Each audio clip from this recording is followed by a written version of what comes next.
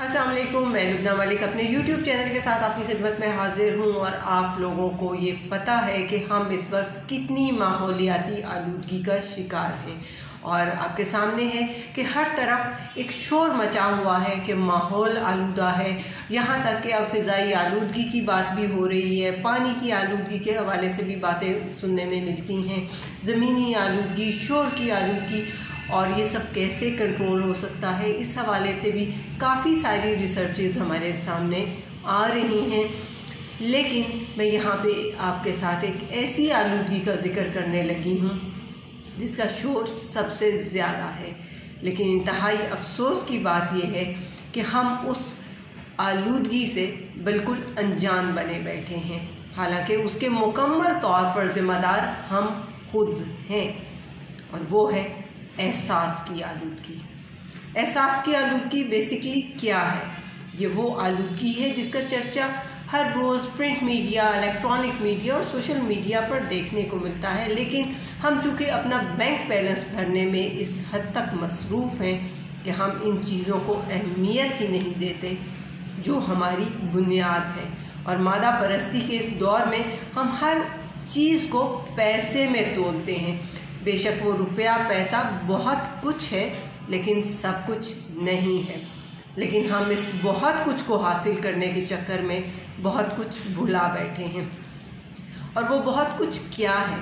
वो बहुत कुछ है हमारे रिश्ते, हमारे खून के रिश्ते, कुछ बरादरी के, कुछ महल्लेदारी के, कुछ निस्बत के और कुछ इस्लाम के। लेकिन हम हर चीज़ से नाबल्द हैं। हमारे सामने की चीज़ें हैं कि आज बेटे ने वालदा पर हाथ उठा दिया, कभी बीवी की वजह से और कभी खाना लेट देने की वजह से। भाई भाई के खून का प्यासा है, कोई जायदाद में अपनी बहन का हिस्सा दबाए बैठा है। ये सब क्या है? हम इससे कब बाहर निकलेंगे और आखिर कब तक ये सब इसी तरह चलता रहेगा? बड़ा आसान सा ये सवाल है, लेकिन इसका जवाब इससे भी आसान है, लेकिन हम जवाब तलाश करने के हक़ में ही नहीं हैं। हम कहते हैं कि जो जैसा है वो वैसा ही चलता रहे, बल्कि जो जैसे है वो वैसे ना चले, बल्कि हमारी मर्ज़ी के मुताबिक चले। बल्कि हम तो एक ऐसे मज़हब के मानने वाले हैं कि जिसमें किसी को अच्छी राह दिखाना भी सदका है, रास्ते से तकलीफ़ दे चीज़ हटाना भी सदका है। वहाँ रिश्तों के तकद्दुस को कितनी अहमियत दी गई है, हमें इसका शायद अंदाज़ा ही नहीं है। हम जानने के बावजूद भी मज़ीद जानना ही नहीं चाहते। कुरान कहता है कि वालिदैन को उफ़ तक ना कहो, लेकिन हम अपनी अना की और अपने हकूक़ की जंग में रोज़ ये जंग लड़ने सड़कों पर निकलते हैं। फ़राइज़ की बात कौन करे? हज़ूर पाक सल्लल्लाहु अलैहि वसल्लम की हदीस मुबारका है जिसका मफ़हूम कुछ ऐसा है कि जो अपने लिए पसंद करो वही अपने भाई के लिए भी पसंद करो। लेकिन अफसोस कि ऐसा कौन करे, क्योंकि सबको किसी अपने की पसंद से ज़्यादा अपनी तिजोरी पसंद है। शोहर की ताज़ीम की बात भी हुई, और शोहर की ताज़ीम की बात क्यों हुई, किस अंदाज में हुई कि अगर अल्लाह के बाद किसी को सजदा का हुक्म होता तो बीवी को हुक्म दिया जाता कि वो अपने खाविंद को सजदा करे। शोहर को तलकीन की गई कि जो रुपया पैसा तुम अपनी बीवी पर लगाओगे वो भी सदका में शुमार होगा। आजकल शायद ही किसी की ऐसी सोच हो।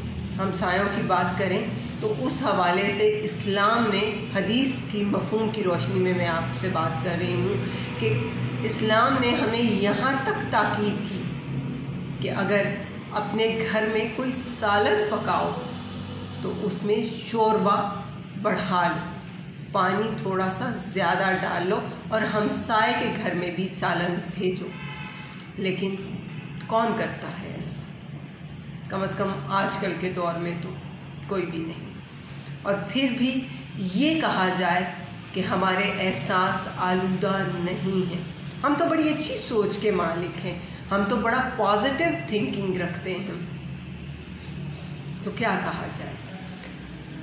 हम एहसास की आलूदगी से मुज़य्यन माशरे में रह रहे हैं और ये आलूदगी हमारी फरसूदा सोच और हमारी लालची तबीयत का नतीजा है। हम अगर दीन इस्लाम के इन नसीहतों पर अमल पैरा हो जाएं जिनमें हमारे फ़राइज़ हमें बताए गए हैं तो हम बिल्कुल सीधे हो जाएंगे, क्योंकि हम हकूक़ अदा करने लगेंगे, अपने फ़राइज़ को पहचान लेंगे। लेकिन बात वही है कि हम कब तक अपने हकूक़ पहचानेंगे। हकूक़ तो खैर हमने पहचाने हुए हैं, हमें बड़ी अच्छी तरह से पता है कि फ़लाँ की ज़िम्मेदारी ये है कि हमारे साथ ये रवैया रखे, लेकिन हम ये चीज़ नहीं पहचानते कि हमारी ज़िम्मेदारी क्या है कि हम किसके साथ क्या रवैया रखें।